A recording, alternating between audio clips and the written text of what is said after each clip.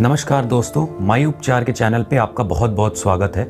मैं डॉक्टर आयुष पांडे और आज हम जिस विषय पे बात करेंगे उसका नाम है हेयर फॉल या हेयर लॉस। सरल भाषा में या हिंदी में समझें तो इसे टकलापन या गंजापन भी कहा जाता है। नॉर्मली हमारे बालों की जो संख्या होती है 1 से 1.5 लाख होती है, लेकिन रोज़ाना तौर पे अगर बाल टूटने लगे तो इससे मरीज़ या इससे कोई भी इंसान बहुत ज़्यादा घबरा जाता है और अगर ये अधिक मात्रा में टूटने लगे तो ये बहुत ज़्यादा परेशानी का कारण भी हो सकता है।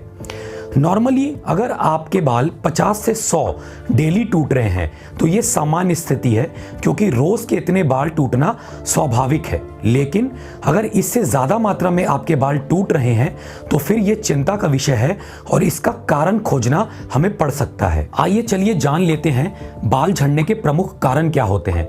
जहाँ तक पुरुषों में बात करें, उनमें जीन्स या जेनेटिक मेकअप की वजह से बाल झड़ने की समस्या हो सकती है।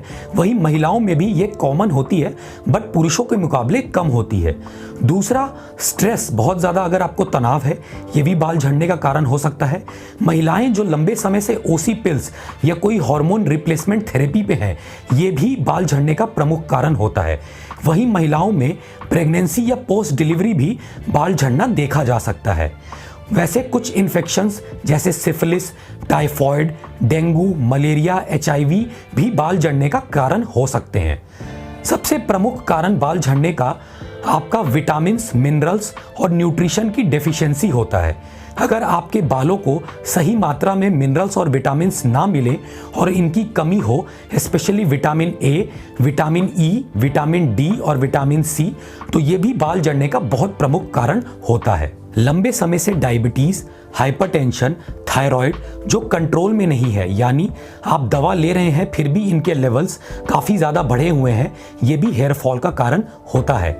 बालों में डैंड्रफ का होना, fungal infections, tinea, lichen planus, psoriasis भी प्रमुख कारण है बालों के झड़ने के। जहां तक बात करें, प्लेटलेट्स की मात्रा भी शरीर में बहुत ज़्यादा ज़रूरी है बाल झड़ने का कारण पता लगाने के लिए।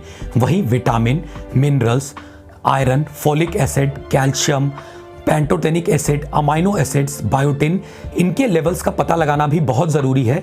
सही मात्रा में ये आपके शरीर में है या नहीं, जिसकी वजह से बाल झड़ना आपके शरीर में हो रहा है। जहाँ तक बाल झड़ने के लक्षण की बात करें तो रोज़ाना तो हमारे 50 से 100 बाल गिरते ही हैं, ये नॉर्मल है।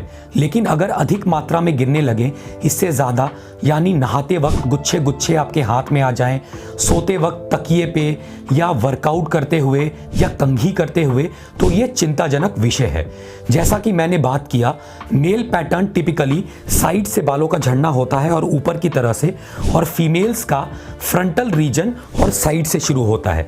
तो अगर आपको ऐसे लक्षण दिखना शुरू हो जाएं, बालों की डेंसिटी और ग्रोथ कम हो जाए, तो तुरंत अपने डर्मेटोलॉजिस्ट या ट्राइकोलॉजिस्ट से मिले और उनसे आगे का ट्रीटमेंट और उपचार के बारे में सलाह लें। आशा करता हूं हेयर फॉल पे दी गई जानकारी आपको पसंद आई होगी। अगर आपने माई उपचार के चैनल को सब्सक्राइब नहीं किया है तो सबसे पहले इसे सब्सक्राइब करें, बेल बटन को दबाएं, लाइक करें, ताकि वीडियोस की नोटिफिकेशन आप तक सबसे पहले पहुंच पाए। अगर आपको इससे जुड़े कोई और सवाल हैं तो कमेंट सेक्शन में पूछें, वरना माई उपचार के ऐप या माई उपचार के वेबसाइट पे आके आप डॉक्टर से कंसल्ट भी कर सकते हैं।